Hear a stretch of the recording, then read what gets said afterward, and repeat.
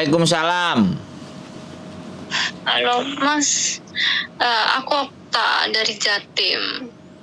Kenapa Mbak? Nggak usah disebutin nama. Ini masuk konten YouTube soalnya Mbak. Oh gitu toh, ya Mas, titut ngono ae. Ya, kesuwen ngeditnya, kita nggak pakai edit semua langsung naik ngono loh Mbak. Gimana? Sampean ngomong apa wes? Oh, gini, saya kan di sini baru 5 bulan ya Mas ya. Nah, terus bulan Maret kemarin saya itu udah mengajukan notis ke majikan.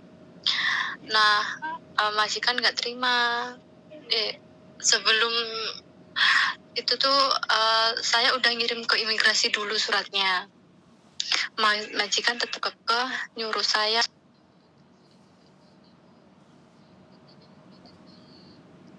di backlist lah atau gimana. Nyuruh apa? Nyabut? Suruh nyabut? Iya, bukan nyuruh nyambut. Dia tetap kekeh nyuruh sampai 2 tahun. Enggak batalin. Majikan belum tahu kalau saya udah ngirim ke imigrasi. Terus? Intinya majikan nyuruh saya sampai 2 tahun. Nggak boleh mutus kontrak. Kalau kamu mutus kontrak, kamu nanti didenda sekian ribu, terus sama di backlist. Saya di situ bilang nggak apa-apa, kalau mau di backlist silahkan, aku bilang gitu. Terus kamu nggak baca kontrak ya, kamu tuh kontrak kamu tuh 2 tahun, kamu di sini baru 4 bulan kok udah notice intinya gitu. Terus surat yang aku kasih ke majikan itu dibawa anaknya majikan. Nah, kemarin tanggal 24 itu saya ngasih surat balasan dari imigrasi kan ke majikan. Majikan saya itu kan nenek umur 92 tahun. Jadi dia mungkin kayak kurang paham atau gimana, saya nggak ngerti. Cuma dia diem. Terus saya kirim ke anaknya, saya WA, saya bilang, ibumu ngomongi gak lek wis enek surat sangko imigrasi, cuma dibaca aja nggak dibales. Terus akhirnya saya memberanikan diri, saya WA, saya ngirim surat balasan dari imigrasi, saya kirim ke anaknya. Terus saya bilang gini, saya harus pulang, saya harus keluar dari rumah majikan sesuai tanggal dari imigrasi tanggal 10. Saya harap Anda mengerti keadaan saya, posisi saya gitu kan. Anda tahu sendiri keadaan ibu saya di rumah seperti apa, saya bilang gitu. Terus sama majikan tetap nggak dibales. Terus saya WA ke agent, saya bilang ke agent kalau saya itu pengen pulang sesuai dengan batas akhir notis lah intinya gitu. Terus agent itu telepon anaknya majikan, bukan ke majikan saya. Intinya kamu nggak bisa notis, kamu nggak bisa pulang. Kalau kamu tetap pulang, majikan kamu nuntut kamu. Saya tanya, nuntut masalah apa? Bilang gitu kan. Ya karena kamu sudah berbohong, kamu nggak jujur masalah sakit kamu kan, bilang gitu. Saya kan sering sesek Mas, dada saya itu kalau musim dingin kayak gitu kan. Nah, dari awal di sini itu saya tuh saya jarang libur, setiap minggu libur, setiap hari Selasa itu libur, tapi saya tuh tidak diizinkan pulang, nggak diizinkan libur keluar gitu, nggak boleh. Jadi saya itu libur disuruh di rumah aja gitu loh. Nah, setelah 2 bulan di sini saya memberanikan diri, WA ke anaknya, saya bilang saya mau keluar, saya mau ketemu tante saya mau ngambil obat saya karena saya sering sesek, aku bilang gitu kan. Baru boleh diizinkan gitu loh lah. Terus ibu saya kan di rumah ini posisinya juga sakit kan. Saya ingin pulang kemarin, alasan saya di surat notis itu yaitu saya pengen pulang karena ibu saya sakit dan saya juga sering merasakan sesek. Alasan notis saya juga seperti itu.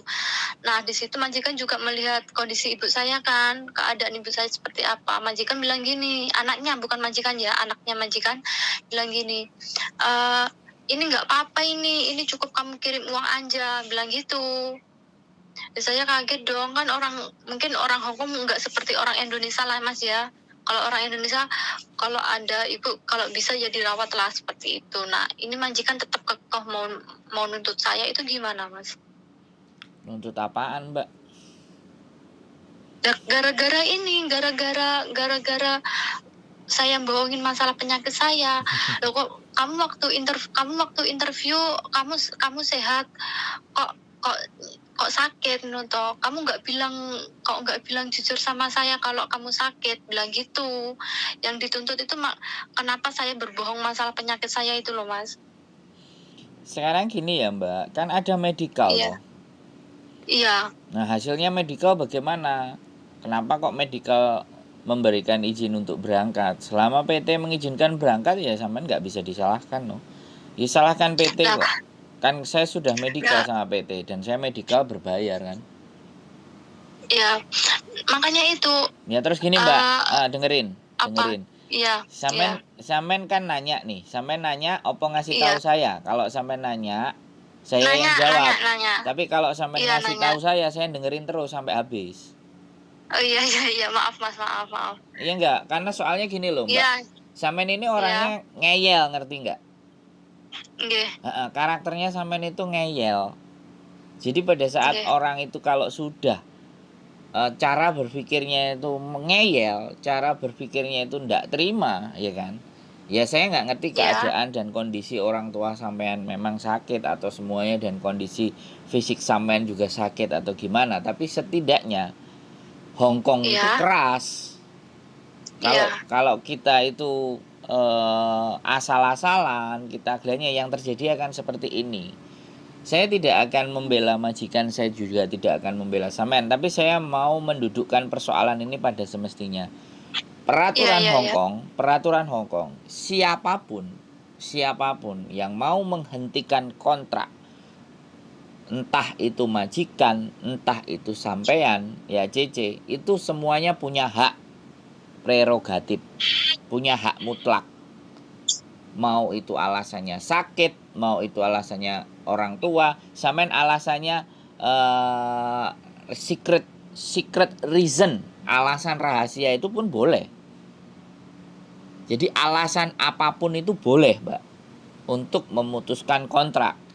Tapi konsekuensi atas memutuskan kontrak, nah itu kalau 1 month notice ya sudah, surat hari ini bulan depan baru keluar dengan gaji masih utuh dan tiket pesawat harus diberikan dari majikan. Itu seperti itu. Yang kedua, kalau sampean 1 month notice begitu. Kalau sampean hari ini langsung keluar, ya sampean langsung bayar majikan 1 kali gaji. Dan kewajiban majikan tetap membelikan tiket sampean dan uang 100. Jadi sebenarnya mau alasan apapun, kalau sampean sudah keputusannya bulat, ya sudah, surat udah masuk imigrasi, tinggal imigrasi membalesi surat balesan yang menyatakan ke majikan sampean bahwa tanggal sekian sampean harus keluar. Nah itu harus keluar karena visa sampean akan di-cut. Terlepas majikan oke dan enggak, kecuali sampean batalin lagi ke imigrasi baru bisa dipanjangin lagi. Tapi kalau sudah sampean bulat, ya sudah, tanggal yang sampean tulis 1 bulan berikutnya sampean sudah boleh keluar. Sekarang pertanyaan sampean ada perkara tuntutan dan semuanya, ya silakan, mereka mau nuntut ke labor dan semuanya silakan. Nah, sampean pertanyaan saya lagi, pada saat libur kemudian nggak boleh keluar, sampean punya bukti nggak? Ada Mas, semua ada buktinya. Buktinya apa? Mulai dari percakapan saya dengan majikan saya, Oh ya sudah. terus dari chat saya ke anaknya majikan juga ada semua. Nah sudah, simpan baik-baik. Jadi kalau ataupun dia mau nuntut dan semuanya, ya silakan dituntut ke labor dan ABCD gitu loh. Atau sampean bikin surat keterangan duluan ke labor. Jadi secara tertulis atau secara rekaman atau apapun itu disampaikan ke labor. Sampean boleh konsultasi dengan labor sebelum masa berakhirnya sampean. Tapi kalau sudah masa berakhir sampean dan sampean pulang, ya itu sudah silahkan majikan mau ngapain sama sampean, wong sampean sudah cabut. Kalau dia mau memperkarakan ke sidang kan pastinya sampean akan ditahan dulu. Nah, ditahan dulu ini mau ditaruh di shelter di mana dan apa. Wong kasusnya bukan kriminal kok ini. Ini kasusnya bukan kriminal. Karena sampean tidak mencuri, sampean tidak membunuh, ya nanti tinggal kebijaksanaan labor yang sebagai wasit kalau mereka lapornya ke labor. Gitu aja. Berarti gini, oh gitu ya, Pak, saya paham. Jadi gini Mas, berarti kalau majikan itu nuntut harus melalui pengadilan, ya dia nggak Iya bisa nuntut saya dong. minta minta uang langsung hari Ya itu ndak juga bisa dikasih gitu enggak? dong. Ini kan Oh gitu, peraturannya hukum. Ya dia gitu. harus bikin surat laporan dulu, disusun dulu apa masalahnya, bla bla bla bla bla. Nggak segampang itu Mbak mau nuntut. Tapi Oh kalau gitu. yang kemarin anaknya kabur, misalnya sampean kabur ya, sampean Oh langsung iya pergi, gitu. sampean nggak pamit, dia nuntut. Yang pertama dia lapor polisi, ya. Setelah lapor Ya. polisi, memang kenyataannya dia kabur dan hilang, baru dia bisa nuntut ke labor. Nah kalau nuntut ke labor, Oh anaknya kan hilang tuh, masih berkeliaran. Begitu ditangkap iya. sama polisi, nah tuntutan itu tetap jalan, didudukkan nanti antara labor dan majikan, dibawa dari polisi, dikasih info, ketemu anaknya di sini, ini gimana gitu kan. Nah itu malah jauh lebih ruwet. Tapi selama sampean nggak Oh, kabur di situ, kalau dia mau tuntut, mau ngajukan ke pengadilan dan apapun ya sudah, silakan. Nah sampean kalau misalnya sudah masuk ke pengadilan, nah di situ ditahan. Nah di situ sampean akan ditahan. Nggak tahu nanti sampean tinggal di mana, tapi kita ada. Tinggal tinggal bukti-buktinya aja. Tinggalnya gampang karena kita juga lagi nyari nyari masalah ini, nyari kasus. Nah kebetulan sampean punya masalah kan kayak gitu. oh gitu. Dan saya Jadi mencari ini kan orang soal. yang tepat, orang yang penuh banyak masalah, gitu. Kan Oh orang iya iya. telepon saya pasti masalah toh, ya nggak? Iya iya pasti itu Mas pasti. Eh, Oke, jadi lah ini kan, nah gini, kemarin kan juga saya bilang sama agensi saya yang Indonesia tuh Mas, yang agensi bukan agensi langsung sih, cuma dia yang bawa saya ke Hong Kong Sponsor, gitu loh, PL lah, sponsor, mungkin PL lah, ya mungkin itu. Dia ya. itu kerjanya di tempatnya agen saya. Nah, terus saya kan bilang gini kan, Bu, di kontrak kerja itu kan udah jelas nomor 10 sampai nomor 12 itu masalah kita hak memutus kontrak kan gitu kan. Nggak ada di situ undang-undang menyatakan kalau saya harus membayar ganti rugi ke majikan dan gini-gini lah Oh, emang intinya nggak kan gitu. ada, Itu kan nggak ada. emang makanya itu kan hak individu antara saya dan majikan. Saya kan bilang gitu. Terus, Ya kalau emang majikan ingin menuntut saya, silahkan. Nah, aku bilang gitu kan, Mas. Udah bilang gitu saya. terus, Saya juga di sini ada KJRI. Saya ada labor kan bilang gitu kan. Saya udah cari-cari sedikit lah masalah pemutusan kontrak. Andai kata saya nggak mendapatkan yang mendapatkan hak saya bisa menuntut ke labor kan gitu kan. Terus dari Bu ininya yang saya tanyakan tadi itu bilang gini, kamu nggak usah ribet-ribet ke labor. Kamu kalau ke labor itu makan waktu. Kamu bener ke KJRI. Kamu nanti di KJRI apa namanya diproses. Tapi juga lama, butuh waktu lama. Gak usah. Kamu cukup diam dengerin saya aja. Kamu ikutin arahan saya aja. Pelan-pelan aja, pelan-pelan nanti. Tapi saya tuh nggak bisa 100% percaya sama ibu ini, Mas. Soalnya kan ibu ini kan kerjanya sama agen saya. Dia ngomong kalau kamu tetap ke labor itu nanti masalah jadi rumit. Nah ini saya mau minta tolong ke siapa loh Bu, aku bilang gitu. Soalnya sampean di sendiri dari awal saya di sini sampean nggak pernah nemuin saya, tak gituin. Dari agent pun dari awal di sini saya dapat masalah juga dia nggak ada respon. Waktu paspor ditahan sampai sekarang saya nggak pegang juga, sampean mana bantu, nggak ada, aku bilang gitu Mas. Jadi seandainya kalau mungkin minggu depan saya cuti libur terus konsultasi ke labor itu nggak apa-apa ya? kalau hari Selasa liburnya sampean oke. Oh gitu, soalnya Kalau liburnya liburnya saya hari sampean hari Selasa. Minggu, labor tutup. Oh gitu, jadi nanti kalau saya hari Selasa itu bisa keluar, saya konsultasi ke labor nggak masalah ya Mas Ya ya? nggak masalah, bagus. Oh selagi ada bukti-buktinya gitu kan? Ada dan tidak ada bukti, sebenarnya sampean lapor ke labor atas apa yang diperlakukan terhadap sampean itu semuanya sah-sah saja gitu. Nggak ada persoalan, nggak Oh ada masalah. Intinya sampean menurut saya itu ya putus kontrak, ya putus kontrak, nggak udah masalah. Cuman oh kadang-kadang gitu. sampean sendiri yang khawatir ini, begitu diomongin Iya, dituntut dan iya apa-apa mas. jadi sampeannya wis bingung nggak karu-karuan. Iya, benar-benar mas. Eh, Soalnya ya itu tadi kayak dari segi engine sama engine saya itu. Sampean nggak usah ceritain itu semuanya sama saya. Kasusnya sampean itu kan udah komplit, udah jelas bahwa sampean itu khawatir toh. Iya, Sampean itu takut toh. Kita ambil kesimpulan iya, aja. Nek sampean iya. ceritain kronologisnya itu bisa 30 menit saya dengerin kronologisnya sampean. Padahal intinya itu cuma satu, sampean itu Iya, takut, sampean itu takut. Iya, khawatir dan bagaimana iya, menghadapinya kan itu toh intinya. iya, iya, ya intinya itu Saya mas. beda kalau ngobrol sama saya beda. Jadi saya tidak akan mengikuti alur sampean. Bisa dipahami nggak? Iya, Heeh. paham, paham, paham. Selama saya udah tahu poinnya, udah ya kita fokus pada poinnya. Oh iya, Jadi iya, iya. sampean itu takut, sampean itu khawatir. Nah, yang harus diperbaiki ya bagaimana supaya sampean nggak takut dan bagaimana nanti alurnya. Kan seperti itu tuh yang kita bahas. Oh, Jadi jangan oh iya sampean cerita gitu. lagi semuanya. Oke, Sampean baleni oke. 20 kali. Saya bukan Maaf mas. saya bukan artinya ya nggak bagaimana dan seperti apa. Bukan saya nggak mau berlama-lama ngomong, bukan. Iya, Tapi saya iya saya paham, saya paham. lebih fokus kepada intinya masalahnya Iya, sampean itu kemana. akar masalahnya. Masalahnya sampean itu kan libur nggak boleh keluar ya kan, satu itu. Terus Iya, yang kedua adalah sampean sudah memutuskan mau cabut gitu kan. Nah, masalahnya sampean itu. Lah kalau sampean ke labor ya tidak ada masalah. Sampaikan semuanya reasonnya gitu loh. Jadi iya, tapi kalau misalnya majikan tidak ada tuntutan, ya sudah nggak ada masalah gitu loh. Intinya iya, intinya menurut saya ini persoalan yang sangat biasa. Ya, persoalan sangat iya, biasa.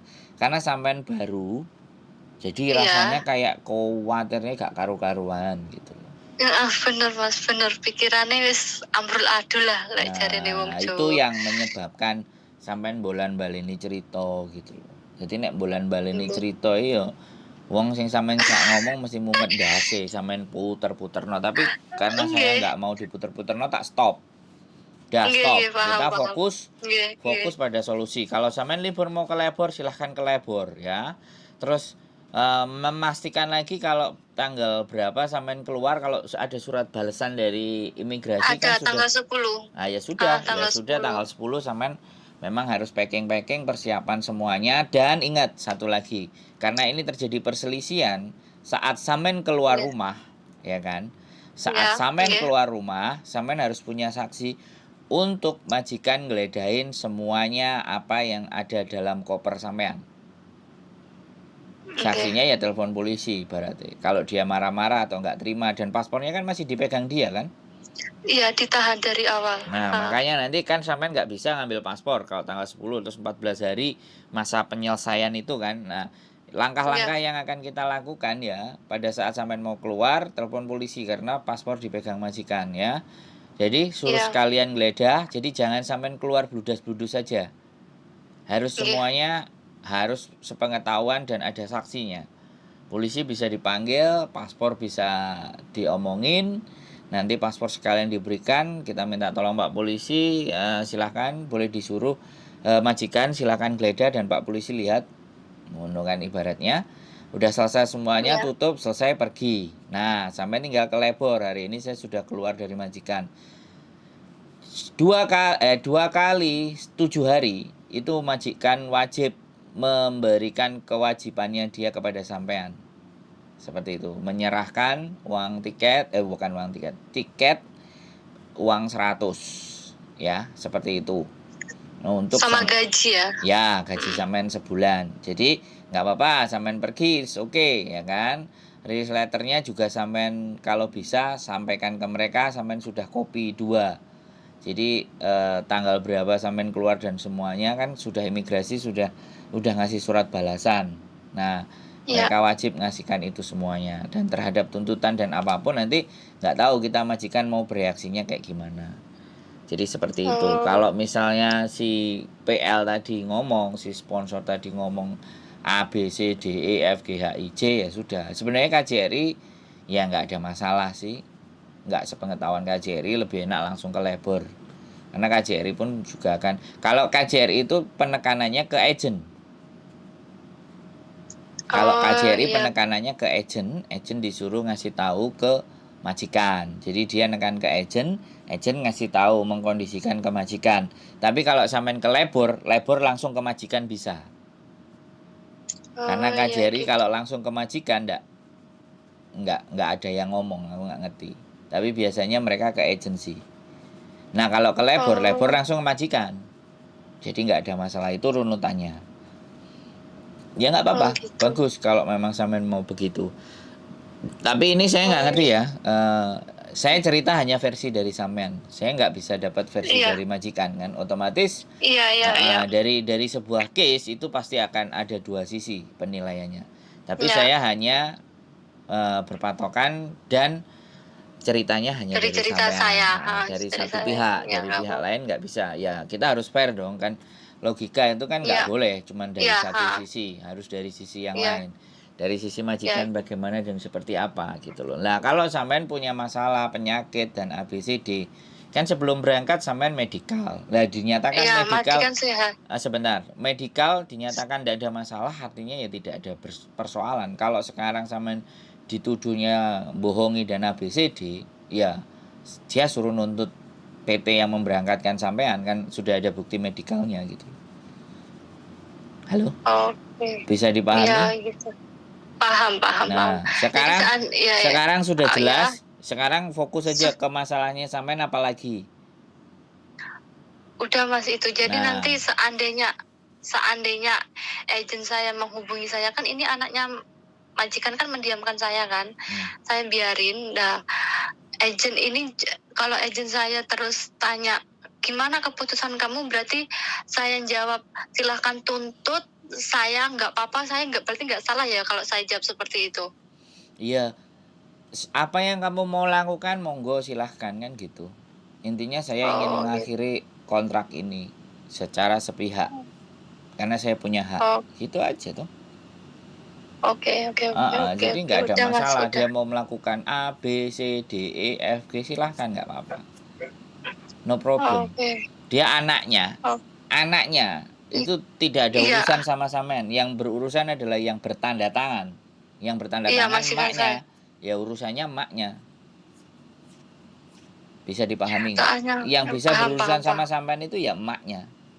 Yang tanda tangan itu. Iya.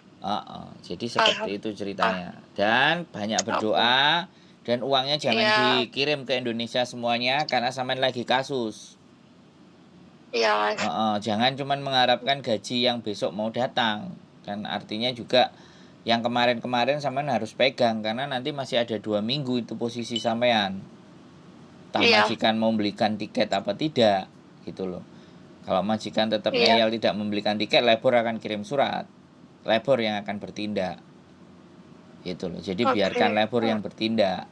Ya sampean laporkan kejadian apapun yang ada di majikan ke labor, nggak ada masalah. Filenya semuanya simpan, semuanya no problem. Jadi kalau sampean lebih pegang bukti lebih enak. Wes, apalagi yang mau dibahas? Cukup? Udah, Mas, cukup. Alhamdulillah akhirnya lega juga. Sudah tahu apa yang harus dilakukan untuk kedepannya kan? Udah tahu. Oke. Udah tahu. Oke. Makasih ya, Mas, ya, maaf pagi-pagi udah. Enggak ada masalah. Terima kasih. Aman, panjang umur, sehat terus ya, Mas. Amin. Yes, terima kasih banyak. Yuk. Ya, makasih. Oke. Ya, Assalamualaikum. Waalaikumsalam warahmatullahi wabarakatuh. Bye-bye. Bye. Oke, buat teman-teman semuanya mau break. Nah, mau break pertimbangan kiri kanan atas bawah dan ini termasuk lumayan. Nah, ini sudah baru 5 bulan tapi sudah juga nganterin ke imigrasi surat break kontraknya. Ini yang saya pikir ya sudah pertimbangannya sudah sangat matang. Ya, kalau kita memang mau break, sekali lagi saya bukan melarang atau tidak bolehkan atau memberatkan sampean untuk break. Semuanya boleh. Kalian mau break, kalian mau di interminate, kalau apapun semuanya posisinya itu kita harus siap. mengambil sebuah keputusan itu harus ada persiapan. Salah satu persiapannya yaitu tadi, dia mengumpulkan bukti bahwa begini dan begitu, ya sudah. Dan kalau toh pun dia nanti, saya tidak bahas tentang masalah potongan di Indonesia dan ABCD. Intinya kalau dia masih potongan, pasti dokumennya masih akan ditahan sama PT. Jadi seperti itu. Nah itulah, sebenarnya di Hong Kong tidak pernah ada persoalan. Yang menjadi persoalan adalah yang di negara kita, kebijakan di negara kita. Karena PT adalah pihak swasta yang diberikan kepercayaan oleh pemerintah untuk melakukan proses. Jadi pemerintah itu hanya mengawasi dan memberikan peraturan saja. Tapi prakteknya, pelaksanaannya itu diserahkan kepada pihak swasta. Nah, begitu ceritanya. Makanya sebenarnya kalau teman-teman itu punya surat-surat hutang yang dari Indonesia yang datang ke rumah majikan, itu sebenarnya kalau dikumpulin semuanya, kita bisa speak up kan, kita bisa naikkan. Ya, kita bisa bahas sampai habis-habisan di konten supaya itu bisa naik ke atas dan kita sesuaikan dengan peraturan pemerintah terhadap sebuah potongan. Jadi seperti itu. Oke, teman-teman semuanya, keep stay tune my YouTube channel and see you next video. Bye bye.